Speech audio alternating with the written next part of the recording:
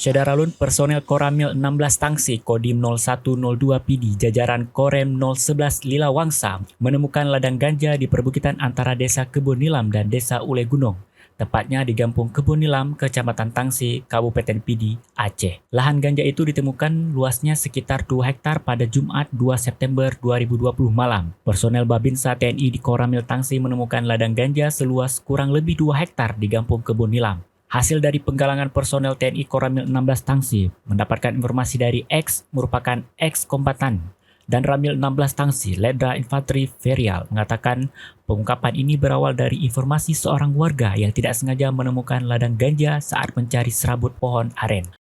Menuju ke lokasi ladang ganja, personel TNI berjalan kaki dengan menelusuri perbukitan serta jurang terjal di tepian sungai menempuh waktu sekitar 1 jam lamanya. Pemusnahan ladang ganja tersebut dipimpin oleh Dan Ramil 16 Tangsi, Letda Infanteri Ferial beserta anggotanya. Dandim Letkol Infanteri Abdul Jamal Husin mengatakan ditemukan sekitar 30.000 batang ganja yang diperkirakan sudah berusia sekitar 5 bulan dengan ketinggian batang sekitar 2 meter dan siap panen.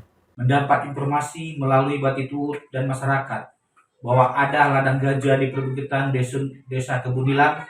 Lalu Komandan Kodim 0102 PD memerintahkan langsung bergerak cepat pada malam itu juga. Setelah sampai di lokasi, benar adanya ladang ganja yang tersebut.